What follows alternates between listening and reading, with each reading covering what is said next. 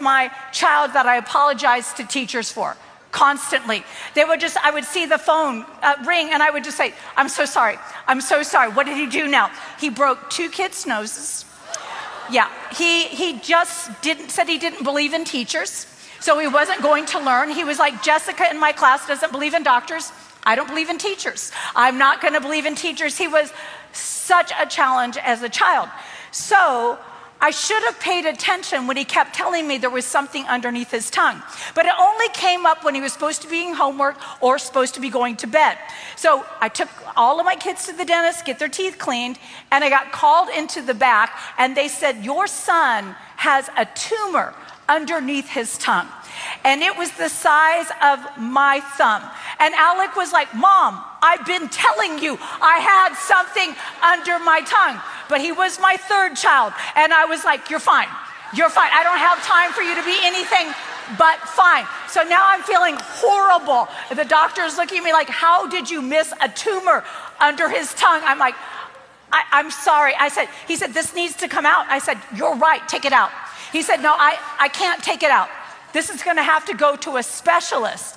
This could affect his ability to speak. Now I'm like, oh my gosh, I am completely a ridiculously horrible mother. And the whole way home, Alexander was like, I told you I had something under my tongue.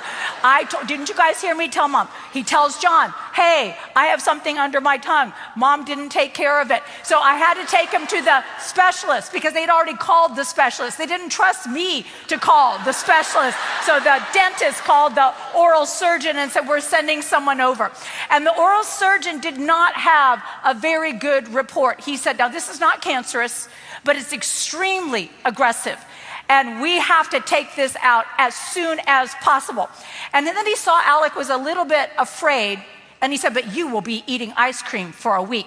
Well, Alec was my only child that managed to be chubby. So he was super excited about the ice cream thing. And so I knew right then I had lost him. So we drive home. John's come home from a trip. And I said, they're saying they're going to cut out not just the tumor, but part of his tongue. But Alec was like, but I get ice cream. I get ice cream. I'm like, stop it. You can get ice cream any other time. And John was like, I think we need to pray for him. And I said, I think that's a great idea. So what John did is he went up to the bunk bed. Arden was on the bottom bunk. Alec was on the top bunk. And he opened up the book of James, where it says, if there's any sick among you, that you call for the elders of the church.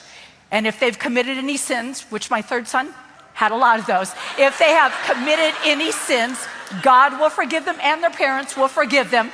And God will heal them. So we went through everything. Alec confessed all of his sins, of different assorted sins that were quite enlightening. And then John goes out into the hallway and he said, Alec, I'm an elder in the church. Call for me. No, seriously, he did this. And so my mom heart started to panic. I was like, what if he doesn't get healed? It's not just the prayer thing, it's a dad thing that's going to be in trouble. But we waited, and I heard Alec say, Dad? And he comes in, he's like, yes, Alec.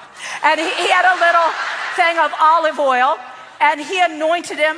We prayed for him. John cursed the tumor, commanded it to dry up, and we looked, nothing happened. Alec goes to bed. I'm like, maybe during the night, it will fall off. Get up in the morning, there's a tumor. I'm like, darn it. He goes to school, but he's excited because he's going to win. He's got ice cream. He's got ice cream in his future. So 2 days later, I go to pick him up from school to get his lab work for the surgery. And the teacher, because he's a naughty boy, is like, why are you pulling him out?